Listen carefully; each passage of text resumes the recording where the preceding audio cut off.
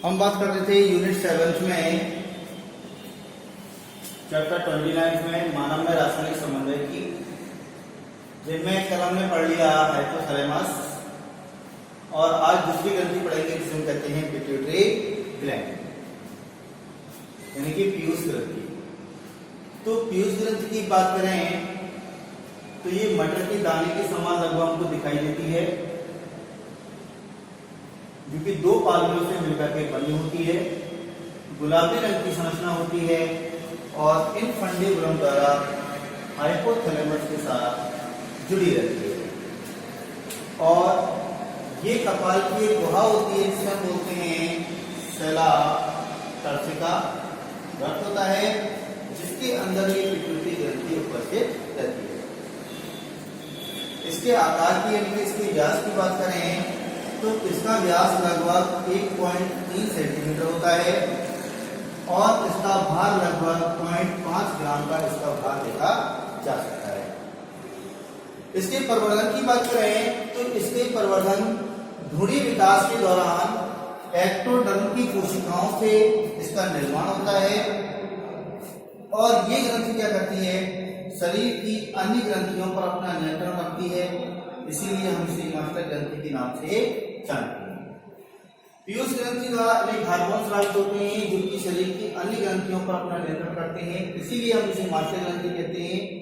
तथा ये दो पालियों में विभाजित होती है, जिनमें से एक होती है अग्रपाली जिसे हम एंटीरियर पिट्यूटरी या एडिनोहाइपोफाइसिस के नाम से जानते हैं, जबकि दूसरी पाली होती है जिसे बोलते हैं पोस्टीरियर पिट्यूटरी, फर्स्ट पाली के नाम से जाना जाता है और इसे हम न्यूरोहाइपोफाइसिस भी हम कहते हैं। एडिनोहाइपोफाइसिस का जो विकास है वो फेरेंजियल एक्टोडर्म की बहिर्वृद्धि के रूप में होता है, यानी कि ग्रसनी की जो एक्टोडर्म की जो बाह्य वृद्धियां होती हैं उनसे एडिनोहाइपोफाइसिस यानी कि अग्र पिट्यूटरी का निर्माण होता है, जबकि हाइपोथैलेमस के इनफंडिबुलम से जो कि घनत्वनुमा संरचना होती है हाइपोथैलेमस निकलती है, उससे न्यूरोहाइपोफाइसिस का निर्माण किया जाता है। एडिनोहाइपोफाइसिस पीयूष ग्रंथि का लगभग 75% भाग बनाता है। ये 75% ये भाग बनाता है पिट्यूटरी का,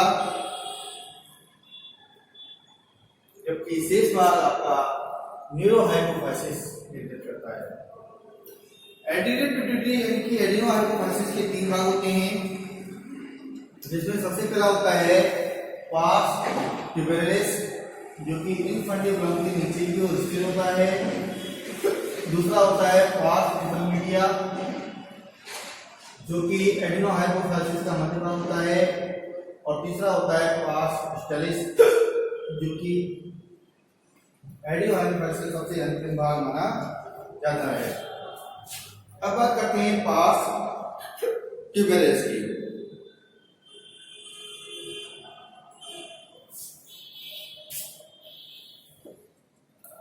ये एंटीरियर पिट्यूटरी का सबसे अग्र भाग बनाता है और ये एक कॉलर के रूप में उपस्थित होता है, एक कॉलर के रूप में उपस्थित होता है और इसके द्वारा किसी प्रकार के हार्मोन का स्रावन नहीं होता।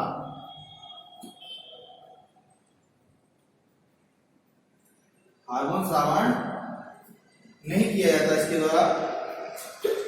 एडिनोहाइपोफाइसिस का दूसरा भाग होता है पास इंटरमीडिया। पास इंटरमीडिया की बात करें तो ये दोनों पालियों के मध्य स्थित होता है, यानी कि एडिनोहाइपोफाइसिस और न्यूरोहाइपोफाइसिस की दोनों पालियों के मध्य में स्थित होता है, जिसे बोलते हैं पास इंटरमीडिया। इसके द्वारा केवल एक हार्मोन का स्रावन होता है, केवल एक हार्मोन का स्रावन किया जाता है जो कि वाहिनी रहित क्षेत्र वाहिनी रहित क्षेत्र होता है, जिसके द्वारा केवल एक हार्मोन स्रावित किया जाता है। तीसरा होता है पार्स डिस्टलिस, जो कि न्यूरोएडिनोहाइपोफाइसिस का सबसे अंतिम भाग होता है, सबसे बड़ा होता है। इसके द्वारा लगभग 6 प्रकार के हार्मोन स्रावित किए जाते हैं। 6 प्रकार के हार्मोन इसके द्वारा स्रावित किए जाते हैं। दूसरी पाली होती है न्यूरोहाइपोफाइसिस, जिसे पश्चिम पाली या पोस्टीरियर पिट्यूटरी या पश्चिम पिट्यूटरी के नाम से जानते हैं। इसका सबसे पहला भाग होता है जिसे हम पार्स नर्वोसा के नाम से जानते हैं। पार्स नर्वोसा क्या है? हार्मोन्स का संग्रह करता है। ये हार्मोन्स का संग्रह, यानी जितने भी हार्मोन्स एंटीरियर पिट्यूटरी द्वारा बनाए जाएंगे वो यहाँ पर संग्रहित किए जाते हैं, और ये एक फूले हुए भाग के रूप में उपस्थित रहता है, पार्स नर्वोसा। दूसरा भाग होता है पार्स एमिनेंस, ये तल पर स्थित होता है। और तीसरा भाग होता है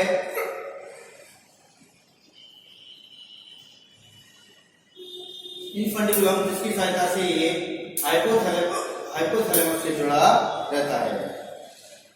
एडिनोहाइपोफाइसिस के द्वारा कई सारे हार्मोन स्रावित किए जाते हैं, जिनके कार्य कई प्रकार के हो सकते हैं, जिनकी लिस्ट हम इस प्रकार बना सकते हैं।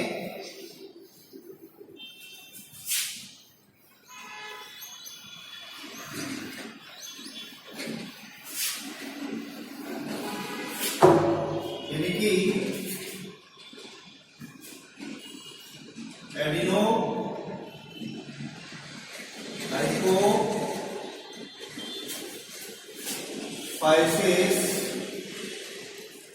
द्वारा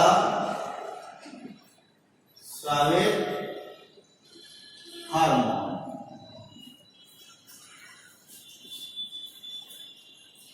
एडिनोहाइपोफाइसिस द्वारा स्रावित होने वाले हार्मोन, पहला हार्मोन है सोमेटोट्रोपिन, ग्रोथ हार्मोन, जिसे हम STH या GH हार्मोन कहते हैं। इसकी फुल फॉर्म है सोमेटोट्रोपिन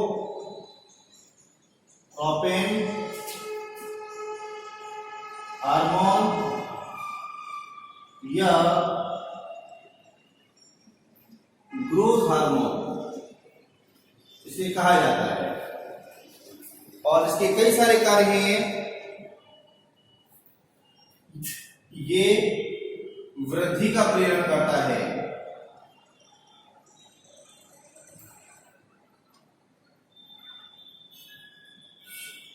ये वृद्धि के प्रेरित करने का कार्य करता है। ये क्या करता है? संयोजी ऊतक की वृद्धि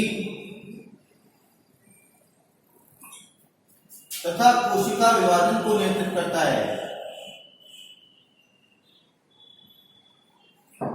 कोशिका विभाजन को प्रेरित करने का कार्य करता है। ये ऊतकों के क्षय को रोकता है। ऊतक क्षय को ये रोकने का कार्य करता है, और वसा के विघटन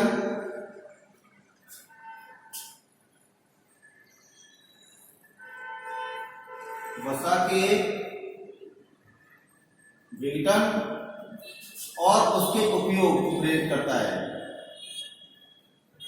उपयोग को प्रेरित करने का ये हार्मोन ग्रोथ हार्मोन कार्य करता है। ये दुग्ध श्रावण को दीप्त करता है। मादा में ये दुग्ध श्रावण को दीप्त करने का कार्य करता है, जिससे दुग्ध का निर्माण संभव हो सकता है। ये यूरिया उत्सर्जन तथा मूत्र निष्कासन में वृद्धि करता है।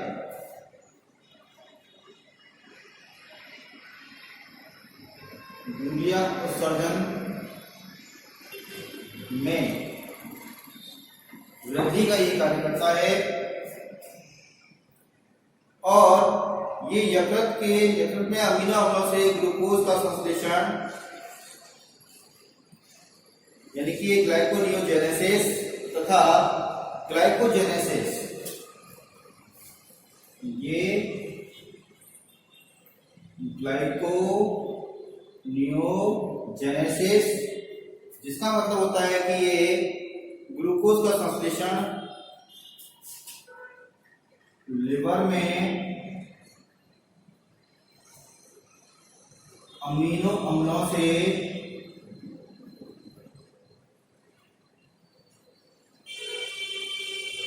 ग्लूकोज का संश्लेषण करता है। और दूसरा करता है ये ग्लाइकोजेनेसिस, यानी कि ग्लूकोज से ग्लाइकोज का संश्लेषण, ग्लाइकोजेनेसिस, ग्लूकोज से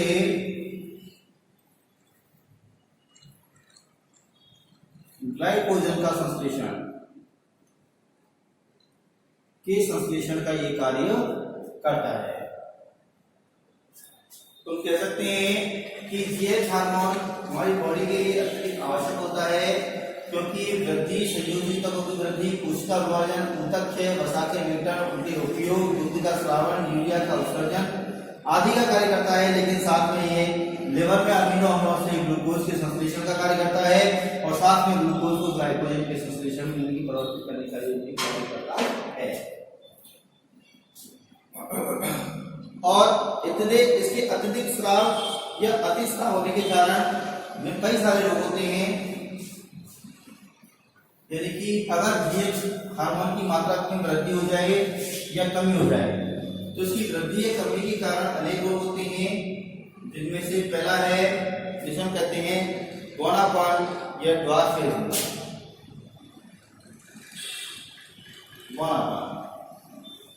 बोनापार्ट का सबसे बड़ा कारण है कि इस हार्मोन के कम स्राव होने के कारण, जीएच के कम स्राव होने के कारण ये रोग उत्पन्न होता है, जिसे हम बोनापन कहते हैं। और इसमें व्यक्ति गुना हो जाता है और नपुंसक और बांझ होने की स्थिति बनी रहती है। नपुंसक और बांझपन की स्थिति बनी रहती है। इसके अंतर्गत यदि कि जन्म क्षमता समाप्त हो जाती है, जिसे हम बोलते हैं मिजेट्स, जिसे मिजेट्स कहते हैं। मिजेट्स, जिसे मिजेट्स कहा जाता है, और ये कारण होता है जीएच हार्मोन की कमी के कारण। वयस्कों में इसका कारण दुर्बलता तथा जन्म क्षमता कमी हो जाती है। बौनेपन को एटिलियोसिस कहते हैं। इसमें जो बौनापन हो जाता है, इस बौनेपन के लिए हमें शब्द करते हैं जिसे बोलते हैं एटिलियोसिस।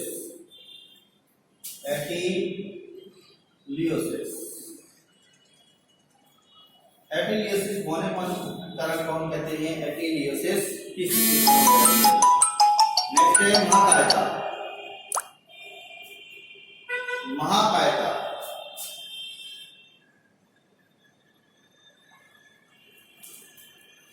यानी कि जीएच हार्मोन के अतिस्राव के कारण,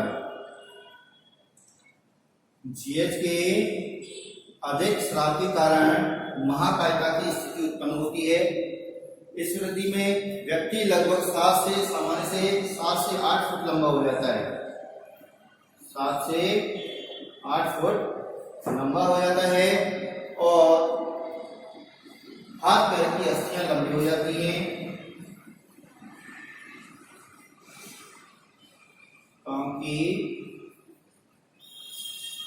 अस्थियां लंबी हो जाती है। तीसरा रोग है अपना अग्राधिकाय।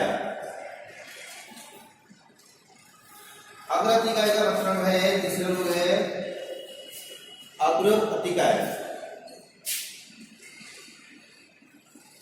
अग्राधिकायता का मतलब है वयस्क अवस्था में जब जीएच हार्मोन, वयस्क अवस्था में जब जीएच हार्मोन अतिस्राव होता है, अधिक मात्रा में स्रावित होने के कारण जो जबड़ों की अस्थियां हैं वो लंबी हो जाती हैं, जबड़ों की अस्थियां लंबी हो जाती हैं और गालों पर अस्थियां उभरी हुई और अस्थियां अधिक चौड़ी दिखाई देती हैं। गालों पर अस्थियां उभरी हुई और अस्थियां चौड़ी हो जाती हैं, चौड़ी हो जाती है, जिसे बोलते हैं अग्राधिकायता।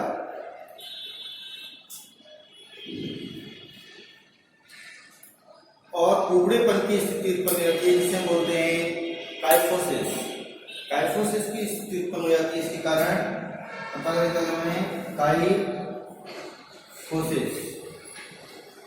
उबड़ापन। उबड़ापन की स्थिति किसी कारण से उत्पन्न हो सकती है। अगला है सिगमंड रोग। ये पूर्ण वृद्धि के बाद यदि वृद्धि हार्मोन का अल्पस्राव हो तो। अगला रोग है अपना, जिसे बोलते हैं, जिसका नाम है सिगमंड रोग।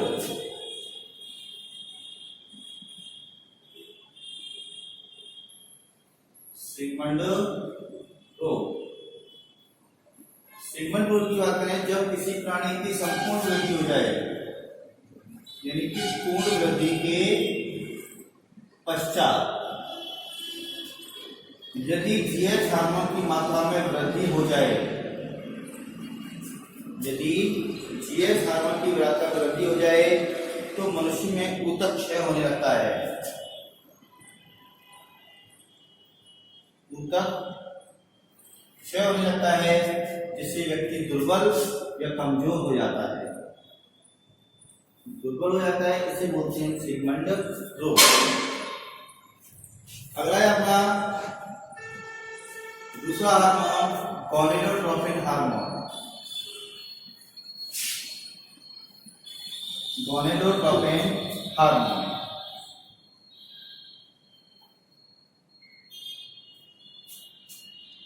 दूसरा है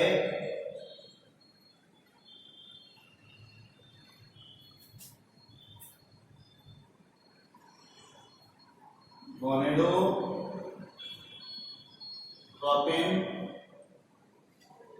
हार्मोन,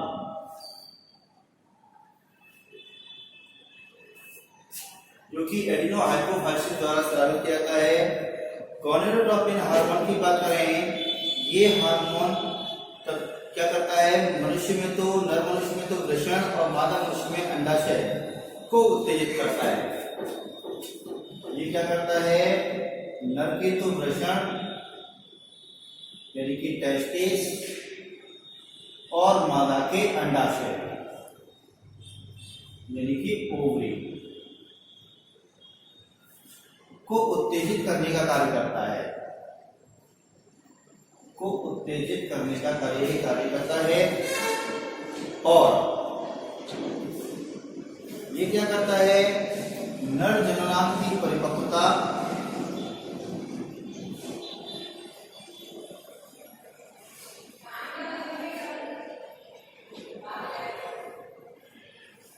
और मादा जननांग की परिपक्वता, मादा जननांग की परिपक्वता के लिए जिम्मेदार होता है। साथ ही ये जन्म ग्रंथियों तथा साय ग्रंथियों में शक्ति करवाता है।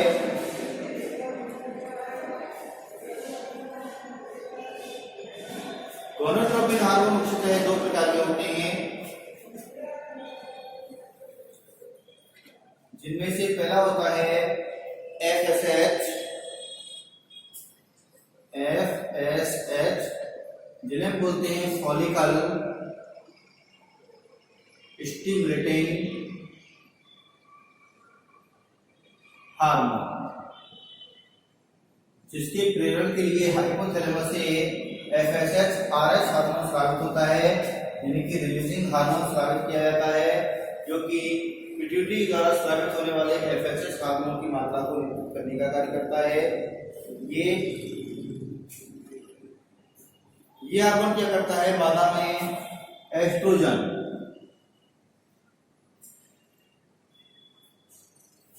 हार्मोन के स्रावण को प्रेरित करने का काम करता है ये, और इसके प्रेरण के कारण फॉलिकल्स के निर्माण प्रेरित होता है। फॉलिकल्स का निर्माण और उनकी परिपक्वता को प्रेरित किया जाता है मादा पुरुषों के अंदर, और ये पुरुषों में सेमिनिफेरस टिश्यूज की वृद्धि करता है, नरों में सेमिनिफेरस टिश्यूज यानी कि रेतन नलिकाओं की ये वृद्धि करने का कार्य करता है और शुक्राणुओं के निर्माण को प्रेरित करता है। जिससे क्या होता है, शुक्राणुओं का निर्माण प्रेरित होता है, शुक्राणु के निर्माण को प्रेरित करने का कार्य करता है, और इसका कंट्रोल रहता है हाइपोथैलेमस का, क्योंकि हाइपोथैलेमस के द्वारा FSH RH हार्मोन स्रावित होता है, जो कि पिट्यूटरी के GnRH में FSH की मात्रा को नियंत्रित करने का कार्य करता है, यानी कि युग्मक निर्माण में सहायक होता है। और ये हार्मोन गोनेडोकाइनेटिक फैक्टर कहलाता है। इसका दूसरा नाम है गोनेडोकाइनेटिक फैक्टर कहलाता है। दूसरा हार्मोन है ल्यूटिनाइजिंग हार्मोन, जिसे अंतरालिक कोशिकीय प्रेरक हार्मोन भी हम कहते हैं, यानी कि इंटरस्टिशियल सेल द्वारा, जैसे कि लीडिंग सेल द्वारा यह हार्मोन स्रावित होता है नरों के अंदर और स्त्रियों में, और ये जननांगों को प्रेरित करने का काम करता है। जिनमें से दूसरा हार्मोन है, पहला है FSH और दूसरा है LH, जिसे बोलते हैं ल्यूटिनाइजिंग हार्मोन, जो कि एक प्रकार का आपका गोनाडोट्रोपिन हार्मोन है। ये क्या करता है, एक तरफ लीडिंग सेल्स और दूसरी तरफ लीडिंग सेल्स को प्रेरित करने का काम करेगा, और लीडिंग सेल्स के द्वारा स्रावित होने वाले हार्मोन है, जैसे कि टेस्टोस्टेरोन इस स्रावन को प्रेरित करने का कार्य करता है। दूसरी तरफ ये मादा मनुष्यों में अंडोत्सर्ग तथा अंडाणु परिपक्वन का कार्य करता है। तो इस प्रकार से दो प्रकार के हार्मोन इसके द्वारा स्रावित किए जाते हैं। लगभग 6 प्रकार के हार्मोन यहाँ पर स्रावित होते हैं। अगला है थायराइड स्टिमुलेटिंग हार्मोन TSH। तीसरे प्रकार का जो हार्मोन है वो है अपना TSH।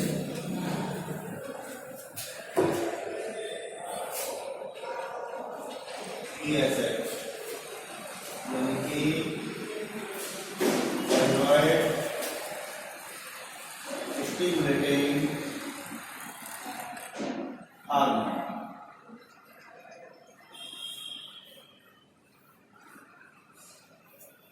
ये थायराइड स्टिमुलेटिंग हार्मोन क्या करता है, ये वास्तव में ग्लाइकोप्रोटीन होते हैं। ये वास्तव में क्या होते हैं, ग्लाइकोप्रोटीन प्रकृति के ये हार्मोन है। दूसरी चीज, ये हार्मोन थायराइड ग्रंथि को वृद्धि तथा नियमन का कार्य करते हैं। ये क्या करता है, थायराइड ग्रंथि पर अपना कार्य करता है, थायराइड ग्रंथि पर अपना कार्य करता है और थायरॉक्सिन की मात्रा को नियंत्रित करता है। एरोसिन हार्मोन की मात्रा के स्रावन को प्रेरित करने का भी कार्य करता है। यह हार्मोन क्या करता है? हाइपोथैलेमस के थायरोट्रोपिन रिलीजिंग हार्मोन को से प्रेरित होता है, जो कि हाइपोथैलेमस द्वारा स्रावित किया जाता है। अगला है आपका एडिनोकोर्टिकोट्रोपिन हार्मोन।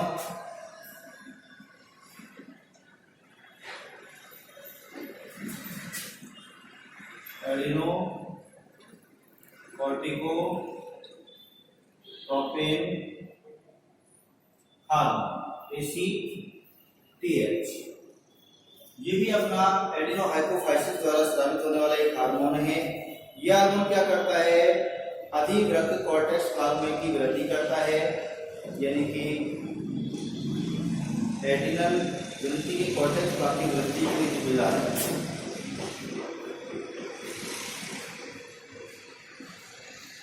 एड्रिनल कॉर्टेक्स की वृद्धि के लिए जिम्मेदार है, और ये क्या करता है?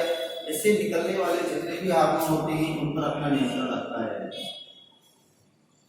एड्रिनल कॉर्टेक्स द्वारा हार्मोन स्रावित होते हैं उन पर अपना नियंत्रण रखता है ACTH हार्मोन, और साथ ही साथ ये पीयूष ग्रंथि के अग्रभाग की कॉर्टिकोट्रोप कोशिकाओं द्वारा स्रावित हार्मोन होता है।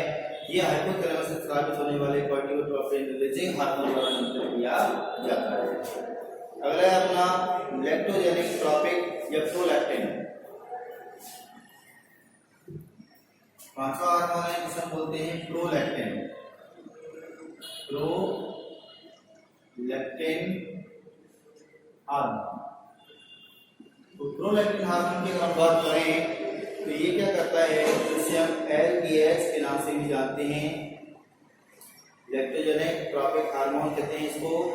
ये हार्मोन क्या करता है? लैक्टोट्रोप कोशिकाओं द्वारा स्रावित होता है।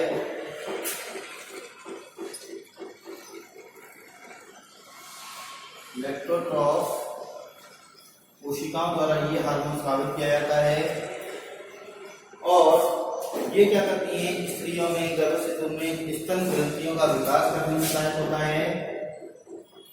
स्तन ग्रंथियों का विकास, स्तन ग्रंथियों के विकास में यह हार्मोन सहायक होता है, और साथ ही साथ शिशु जन्म के समय दुग्ध स्राव को ये प्रेरित करता है।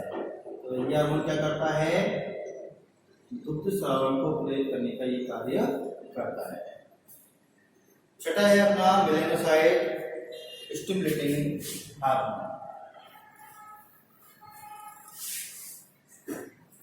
Melanocyte stimulating hormone.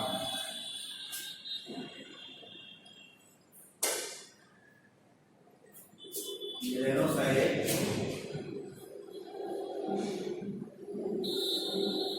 Stimulating hormone. Melanocyte stimulating जो हार्मोन है ये इंटरमीडिया द्वारा स्रावित होता है। इसे इंटरमेडिएट भी कहते हैं हम, इंटरमेडिएट हार्मोन भी इसको हम कहते हैं। और ये हार्मोन क्या करता है? ये रंगा कोशिकाओं में मिलेन कणों को फैलाने का काम करता है। रंगा कोशिकाओं यानी मेलेनोसाइट कोशिकाओं में मेलानिन पिगमेंट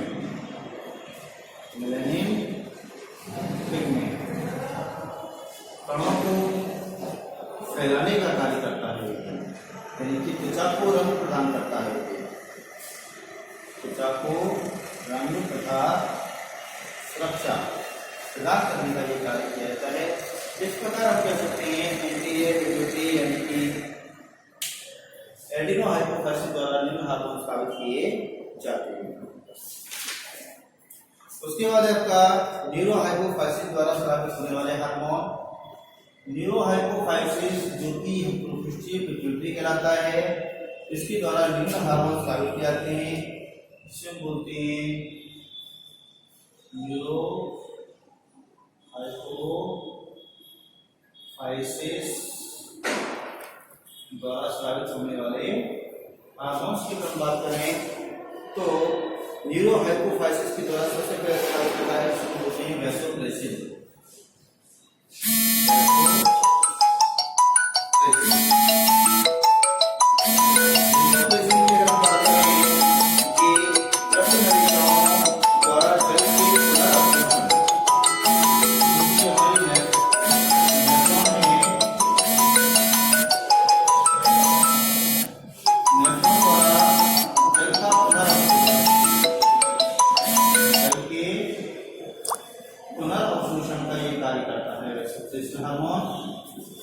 इसके कारण जल में हानि को रोका जाता है। रीअब्जॉर्प्शन का कार्य करता है, यानी कि मूत्र विरोधी हार्मोन है ये, इसे हम मूत्र विरोधी हार्मोन, मूत्र विरोधी हार्मोन के नाम से इसको जाना जाता है।